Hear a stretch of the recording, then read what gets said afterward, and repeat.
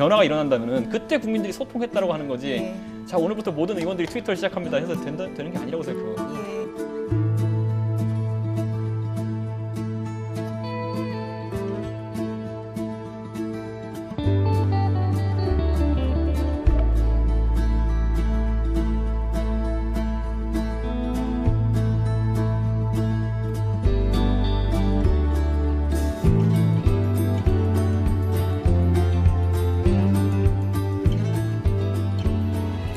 제가 말하는 변화에 대한 이 거친 생각들, 그리고 그걸 바라보는 전통적 당원들의 불안한 눈빛, 그리고 그걸 지켜보는 국민들에게 우리의 변화에 대한 도전은 전쟁과도 같은 치열함으로 비춰질 것이고,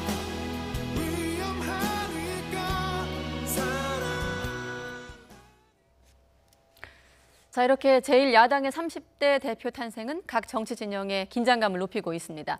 9달 남은 대선 판도와 표심에 미칠 영향이 적지 않은 만큼 한 젊은 정치인의 돌풍으로만 의미를 부여하기엔 부족해 보입니다. 복잡해질 각 대선 캠프의 셈법, 나아가 한국 정치 지형에 예상되고 있는 변화, 나눠야 할 이야기들이 많습니다. 나이트 포커스 오늘은 정태근 전 국회의원, 또 최창렬 용인대 교수 두 분과 함께하겠습니다. 네, 안녕하십니까? 네, 안녕하세요. 네. 나머지 후보들 중진 4명을 합치면 18선, 이준석 신임 대표는 0선, 18대 0 이렇게 비교도 되는데 뭐 워낙 오랫동안 평론하셨기 때문에 하실 말씀들도 많으실 것 같아요. 어떻게 보셨어요?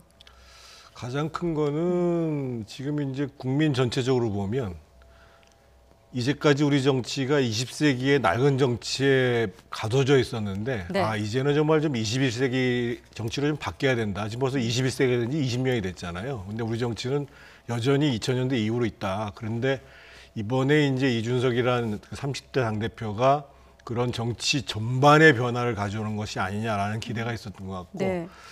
당내에서도 그렇고 보수 중도 유권자들 입장에서 보면 판단의 기준은 이거였던 것 같습니다. 이준석이라는 젊은 당대표로 변하는 것이 대선 승리에 훨씬 도움이 될 것이다. 이런 판단을 해서 당심도 그리고 민심은 압도적으로 당대표로 만들어줬던 거죠. 대선으로 가려면 좀 바뀌어야 된다. 쇄신 욕구가 반영된 것이다라고 보시는 거고. 또 국민의힘 지지자들 그리고 이 상태로는 도저히 정권 교체할 수 없다라는 그런 이제 인식이 깔려 있는 것 같은 얘기예요. 그리고 꼭 국민의힘을 지지하지 않더라도 대한민국 정치가 이대로는 도저히 안 되겠다라는 그런 건 뭐 우리 유권자들 저변에 깔려 있는 거 아니겠어요? 다시 말하면 정치가 재구성돼야 된다라는 생각. 네. 그리고 정치가 교체돼야 된다는 생각이에요. 이대로의 정치라는 것은 다선 중진 위주의 서열 문화이고 또 당론 위주의 헌법기관인 국회의원을 배제하는 그러한 정치 문화잖아요. 네. 이런 것들에 대한 불신이 워낙 깊어요 지금. 그런 것들을 이준석이라는 개인이 그 인물이 표징한 게 아니냐. 저는 일대 기념비적 사건이라고 생각합니다 일단. 네. 뭐 결과로 보면 이제 이준석 대표가 1위를 했습니다만 좀 이번 경선 결과를 좀 결과 득표율을 좀 보여주시고요. 어떻습니까? 지금 보면 나경원 후보 같은 경우는 당심을 잡았습니다만 결국 이준석 후보한테 밀렸거든요. 그만큼 민심이 좀 돌아섰다 이렇게도 해석할 수 있을 것 같습니다. 이번 결과가 여론조사를 30%를 반영하는데 거기서 무려 나경원 후보에 비해서 이준석 대표가 30%를 앞섰거든요. 여론조사. 예, 여론조사가요. 그러니까 사실은 당내에서는 나경원 후보가 3%뿐이 못 앞섰어요. 예.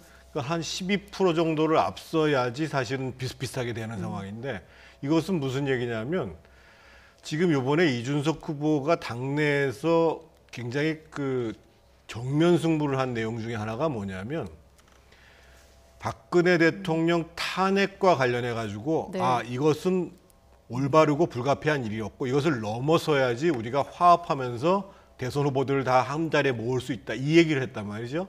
그런데 이것을 어디서 얘기했냐면 소위 이 국민의힘의 다수의 당원이 존재하고 있는 대구 경북에서 했다는 거죠. 네. 즉 대선 승리를 위해서 정면 돌파를 해야 됐다고 판단을 했고 거기에 대해서 당원 상당수가 동의를 해줬다는 거예요.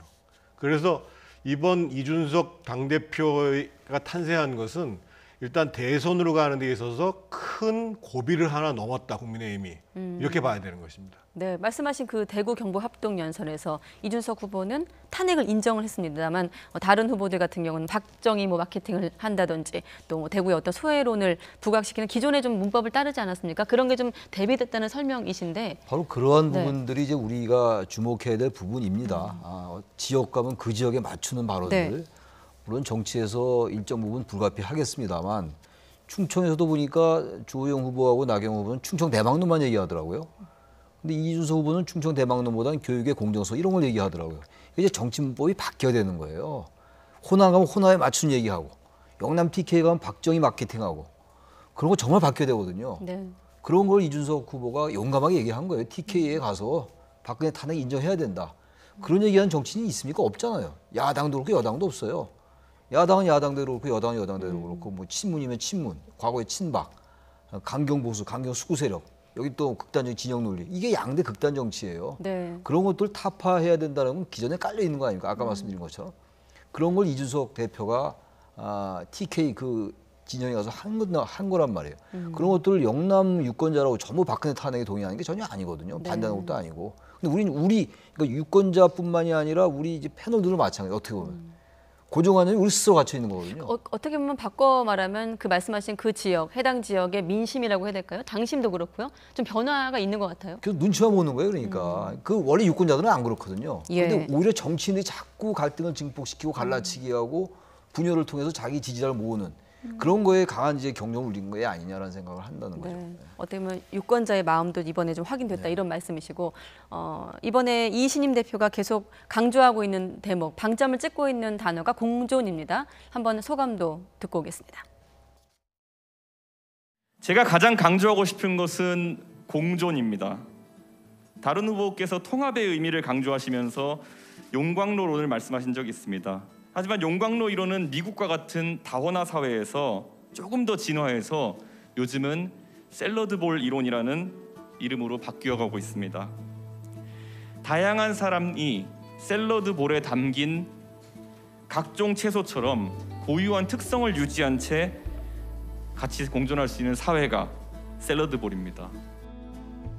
그러니까 다른 후보가 제시했던 용광로론의 어떻게 보면 업그레이드 된 버전이라고 해야 될까요? 샐러드볼 이론을 언급을 했는데 다 같이 가자, 다양한 사람들과 같이 가자 이런 의미인가요? 참 그 이준석 후보가 메시지 전달을 잘하는 게요. 경선 때 일관되게 나경원 후보나 주호영 후보가 통합의 걸림돌이 될 거라고 얘기를 했어요. 거기에 대해서 이준석 그 당시 후보였죠. 후보는 다름을 인정하는 것. 예를 들면 그 오바마 대통령의 리더십을 얘기를 하면서 네. 이번에 지금 얘기한 게 뭐냐면 크게 봐서는 우리가 시대 정신으로 공정과 관련해서는 경쟁을 제대로 할 수 있는 토대를 만들어내고 네. 우리가 대선에서 승리하기 위해서는 각기 다른 장점들을 하나로 포용해가지고 이 장점들을 극대화시킬 때, 즉 공존할 때 우리가 승리할 수 있다. 그러면서 과거에 모든 것이 하나로 모이는 것만을 집중했다고 한다면 이제는 다양함을 크게 묶어가지고 더 큰 힘을 발휘하자. 이런 입장들을 얘기를 한 거거든요. 참 논리적으로도 일관성이 있고 쉽게 얘기하면 과거의 용광로론이 20세기적 논리라고 한다면 지금 21세기 특히 MZ세대 입장에서 보면 네. 그런 다름들이 함께 공존하면서 뭔가 아름답고 힘을 발휘할 수 있도록 만들어주는 지금의 이제 어떻게 보면 새로운 수준의 통합론이라고 봐야 되겠죠. 그런 점들을 일관되게 잘 표현한 거죠. 네, 교수님은요? 공존이라는 게 기본적으로 화이부동이잖아요. 다른 걸 인정하면서 그러나 완전히 같지 않은 것. 그 통합이라는 건 워낙 이제 얘기를 많이 하는 거니까 시대 정신이 통합이다라는 얘기 네. 다 하는 얘기 아닙니까? 근데 통합은 자칫 잘못 전달되면은 완전히 같아야 된다는 게 될 수 있어요. 그 당에서 다른 목소리를 내면은 배신자 취급받고 그리고 또 무슨 뭐 경선이나 이런 데 불리한 이런 프레임 네. 그런 걸 이제 벗어나자는 얘기거든요. 다시 말하면 정치라는 게 자꾸 포용해 나가야 되는 겁니다. 배제와 포용의 정치라고 할 때 배제 정치가 우리 정치의 주로 기본 문법들이었어요. 이제 그런 걸 포용해 나가야 되는 거 아니겠어요? 네. 그리고 이 정당과 정당의 경쟁도 경쟁자로 상대를 의식하는 게 아니라 상대를 적으로 의식하는 거예요. 애니미를 의식하는 그런 정치. 배제의 정치인 거죠.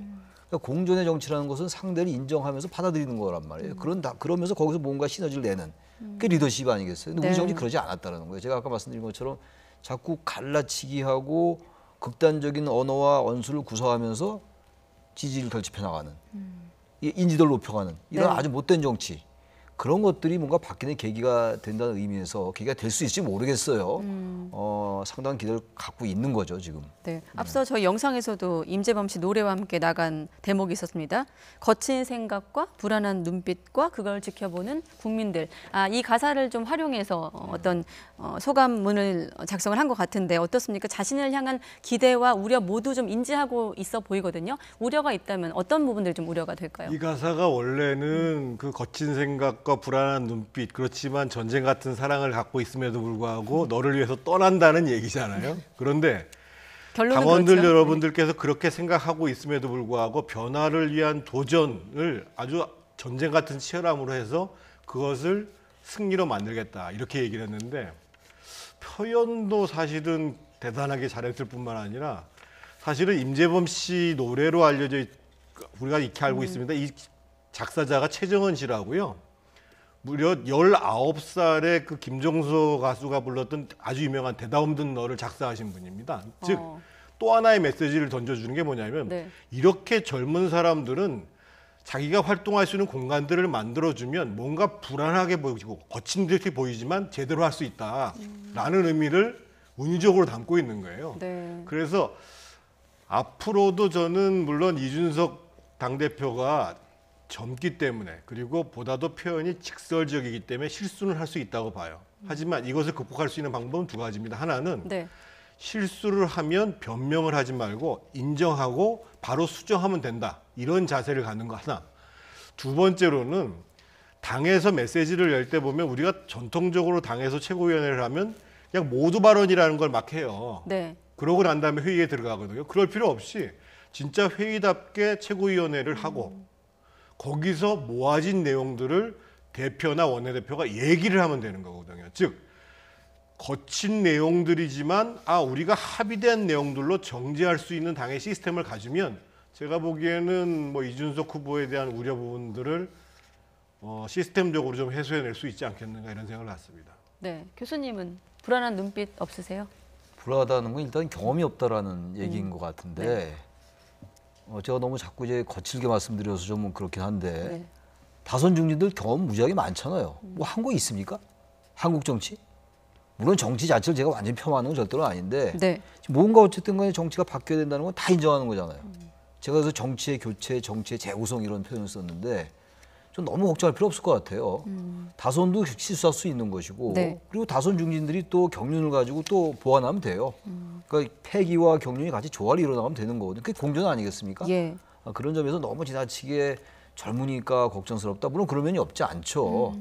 그러니까 이제 젊은 사람들도 경륜을 또 인정하고 중진들 다선들도 자신들의 어떤 경험을 잘 또 전수해주고 이렇게 된다면 여당이건 야당이건 그런 문화가 자꾸 이제 뿌리 내려야 돼요. 우리 정치의 이 추원 구조 같은 것도 바뀌어야 되고, 추원 구조라는 게 항상 이름 많이 난 사람들, 고급 관료, 네. 뭐 청와대 출신 이런 사람이 다시 공천받고, 그 젊은 사람도 어떻게 정치판에 들어와도 커나갈 길이 없어요. 눌려가지고 네. 서열 문화 그런 거 바꾸는 하나의 계기가 될 수밖에 없다. 그런 점에서 전 너무 불안해할 필요 없지 않느냐 생각합니다. 네, 질문거리는 많은데 벌써 30분을 향해 가고 있네요. 자, 한꺼번에 좀 질문을 드리면 이번에 당대표 당선과 함께 지도부도 좀 젊어졌고 또 이준석 대표가 좀 강조하고 있는 부분이 공정과 능력주의 아니겠습니까? 뭐 최근에 서점과 화두기도 한데 어떻습니까? 이런 부분들이 좀 당의 혁신을 이끌어낼까요? 그렇죠. 아마 이제 앞으로 이제 당의 주요 당직을 인사하는 과정에 있어서도 예. 과거하고는 다르게 일단 능력을 검증하는 시스템. 지금 대변인부터 시작해서 토론 배틀을 하자고 얘기를 하잖아요. 네. 그리고 이제 대표가 되면은 같은 최고위원 반열에 있는 사람들을 임명할 수 있는 권한이라는 게 이제 지명직 최고위원하고 정책위 의장을 임명할 수 있어요. 네. 근데 예를 들면 그 여성이니까 지명직 최고위원회 하나 더 배려를 한다는 것보다도 만약에 지금 우리 경제학적으로 굉장히 지금 인정받고 있는 윤인수 의원 같은 사람을 정책위 의장으로 앉힌다든지, 이미 이제 요즘 미디어 정치 시대의 강점을 갖고 있는 뭐 김은혜 의원을 네. 지명직 최고위원으로 앉힌다든지, 그러면 사실은 얼마 전에 문재인 정부에서는 여성이라는 것 때문에 장관의 하자가 있음에도 불구하고 임명을 강행했잖아요. 과거부 네. 장관에. 그거에 비해서 우리는 능력을 가지고 발탁을 해도 여성들이 충분히 같이 경쟁할 수 있고 배려할 수 있는 이런 정치를 하겠다라고 하면은 굉장히 보여지는 메시지가 다르고 그렇게 되면은 당내에서도 이제는 제대로 실력을 갖추고 열심히 노력해야지 당내에서도 역할을 할 수 있겠구나. 이런 분위기가 혁신을 가속화시키겠죠. 네, 교수님께는 이런 질문을 드려볼게요. 지금 보면 뭐 앞으로의 상황을 좀 예상하는 건데 이준석 대표 스스로는 별로 개의치 않아 할 것 같습니다만 일단 대통령부터 쉽게 말해 객관적인 나이로만 놓고 보면 아버지뻘이 되는 것이고 야당 대표인 송영길 대표하고도 나이 차이가 좀 많이 나는데 뭐 이를테면 영수회담이라든가 여야 어떤 대표 회담 이런 거를 좀 머릿속에 그려본다면 어떤 그림이 나올까요? 좀 굉장히 참신하고 좋은 그림일 것 같아요. 네. 나이는 전혀 중요하지 않아요. 어떤 생각을 갖고 있냐가 중요한 것이고 예. 또 젊다고 해서 그 자체가 또 가치일 수도 없는 거예요. 단지 이준석 후보가 단순히 젊다라는 것보다도 이 대표가 얘기하는 게 평소에 보면 대단히 개혁적인 얘기를 많이 해요. 합리적인 얘기를 많이 하고. 네. 그러니까 박근혜 탄핵 인정해야 된다는 얘기 하는 거잖아요. 저는 그래서 대통령 나이가 60대 중반이고 지금 당대표도 그렇고 송영길 대표도 한 60 다 됐죠 지금? 50 후반이죠. 50 후반이잖아요. 63년생인가 62년생인가? 근데 그게 뭐 문제가 되나요? 전혀 그렇지 않아요. 20대 이상이면 다 성인들이에요. 네. 그렇지 않습니까? 그 지나치게 나이 가지고 자꾸만 걱정 들어왔는데 저도 뭐 60대입니다만 전혀 문제되지 걱정하지 않아요. 않았습니다. 걱정은 하지 않습니다. 네, 앞으로 그려질 그림에 대해서 여쭤봤고 정말 제가 드렸지만 앞으로는 이런 질문이 좀 무의미해지고 무색해지는 상황들이 좀 펼쳐졌으면 좋겠다 이런 생각이 들고 이를 바라보는 여당 또 다른 야당들의 어떤 반응들도 궁금합니다. 정의당 목소리까지 한번 이어서 들어보도록 하겠습니다. 정치가 새롭게 변화하는 계기가 되기를 기대합니다. 또한 국민의힘이 탄핵의 강을 넘고 합리적인 보수로 발전하는 전환점이 되기를 기대합니다. 양당 진영 정치의 적대적 공생이 아닌 새로운 보수로의 혁신과 역동성을 기대합니다. 합의된 변화를 만들어내는 국회, 다원성이 보장되는 국회로 만들 수 있는 민주적인 정당 관계를 기대합니다. 능력주의 경쟁은 시민들의 삶의 공간이 아니라 정치의 공간에서 벌어져야 합니다. 불평등과 차별에 기울어진 운동장이 엄연한 현실입니다. 네, 다른 당들 분위기도 좀 알아봤는데 일단 어떻습니까? 이 상황을 가장 예민하게 보는 곳은 여권일 텐데 왜냐하면 여권에도 지금 주어진 과제가 쇄신 아니겠습니까? 지금 특히 이제 송영길 대표 체제가 시작한 지 이제 한 달이 넘었거든요. 네. 그런데 국민들이 과연 민주당이 변화하고 있는가에 대한 체감을 잘 못하고 있어요. 그런데 지금 국민의힘 같은 경우는 젊은 대표가 등장하는 것 자체도 그렇고 지금 제시하는 메시지가 지금 달라지고 있는 상황이거든요. 그래서 아마 이 문제와 관련해서 지금 민주당에서 우리들은 어떤 방향으로 변화할 것인가에 대해서 고민을 하게 될 텐데 네. 저는 핵심은 그거라고 봐요. 대통령과 대통령을 지지하는 강성 지지자들로부터 벗어나게 되면 민주당도 변화한다고 느낄 거거든요. 근데 그게 안 된다. 그러면 아마 쉽지 않을 거라고 보입니다. 국민의힘은 이번에 좀 벗어났다고 보십니까? 아까도 제가 말씀드렸습니다만 지금 하나하나씩 지금 벗어나고 있는 겁니다. 하나는 기본적으로 박근혜 전 대통령에 대한 탄핵 문제를 넘어서기 시작을 했고 네. 두 번째로는 세대 문제를 넘어서기 시작했고 지금 거의 지역 문제를 지금 넘어서기 시작했어요. 그러면 앞으로 이 공정과 공전이라는 것을 넘어서서 그러면 실제로 국민들이 잘 살게 할 수 있는 실용적 정책들로 이제 나가기 시작하면 그러면 국민들이 이 정도면은 국민의힘이 집권해도 좋아 이런 판단을 하실 수 있겠죠. 네. 또 오늘 상황을 좀 복잡하게 좀 볼 인물이 아마 윤석열 전 총장이 아닐까 싶은데 어떻습니까? 일단 이번 경선이 끝나고 나서 윤 전 총장의 입장이 좀 나올 것이다 했습니다만 최근에 또 말을 아끼는 분위기거든요. 그래서 최근에 뭐 이제 국민의힘 입당이 임박했다라는 전망들이 많았는데 또 신중 모드로 또 바뀌는 것 같아요. 예. 그러니까 국민의힘이 뭔가 변화하고 기존의 어떤 좀 뭐 반공 보수라든지 지나치 시장 보수에 갇혀 있으면 입당을 좀 꺼려할 것이고 네. 뭔가 국민의힘이 지금 우리 정태근 의원 말씀처럼 뭔가 바뀌는 것 같다. 과거에 좀 이렇게 갇힌 모습들, 프레임에 갇힌 거 이런 것들을 벗어난다고 생각하면 의외로 입당이 빨라질 수 있을 것 같아요. 물론 이제 세력의 문제가 있죠. 정치라는 예. 게. 자기 세력이 전혀 없이 들어가서 기존의 주자들과 경쟁하는 것에 대한 부담감이 있을 거예요. 아마 그런 여러 가지 정치 공학적인 고려도 좀 있다고 생각하는데 보다 본질적으로는 국민들은 지금 변하는 세력에 대해서 점수 줄 거거든요. 아까 말씀처럼 민주당도 좀 저러한 상황 가지고는 굉장히 어렵지 않겠는가. 제가 솔직히 말씀드리면 검찰 인사 같은 경우도 네. 보기 따라 다르겠습니다만 그런 점도 그렇고 최근에 조국의 시간이라는 책, 과거의 그 조국을 다시 소환하는 그 대선 주자들도 이재명 지사를 제외하고는 거기에 대해서 대단히 좀 우호적인 발언을 하고 뭐 그분들의 이제 각자의 생각이긴 합니다만 네. 뭔가 친문이라는 근데 당내에 계신 분들은 이런 말씀하더라고요. 친문 비문 별로 없다. 다 친문이다 그런 얘기하는데 그거 되게 무책임한 얘기예요. 예. 엄연히 존재하고 있는 걸 참 부정하는 거거든요. 그러니까 참 중도층에서 벗어나는 거예요. 저는 그래서 이번에 국민의힘의 변화라는 게 우리 한국 정치 전반에 대한 엄청난 경고거든요. 네. 그것을 민주당이 받아들여서 정말로 극단적인 진영 논리에서 벗어난다면 새롭게 또 뭔가 전제가 깔리는 것이고 그렇지 않고 여전히 그걸 별거 아닌 쪽으로 치부해 나간다면 그렇지 않겠습니다만 그렇다면 예. 전 상당히 어렵지 않겠는가. 네, 이렇게 끝으로 생각합니다. 두 분께 한 1분 정도 각각 드릴 수 있을 것 같은데 자, 2021년 6월 11일이 어떤 또 정치사에서 기준점이 될 것 같습니다. 물론 이제 그 평가는 나중에 또 추후 다음 세대가 할 수도 있겠습니다만은 대통령도 일단 큰 일을 해냈다면 축하 인사를 건넸습니다. 우리 어떤 정치 향후 가까운 어떤 전국에서 어떤 영향을 미칠까요? 이번 이준석 현상. 일단 오늘 대통령께서 큰 일을 했다라고 전화를 주신 거는 굉장히 이제 잘하신 것 같아요.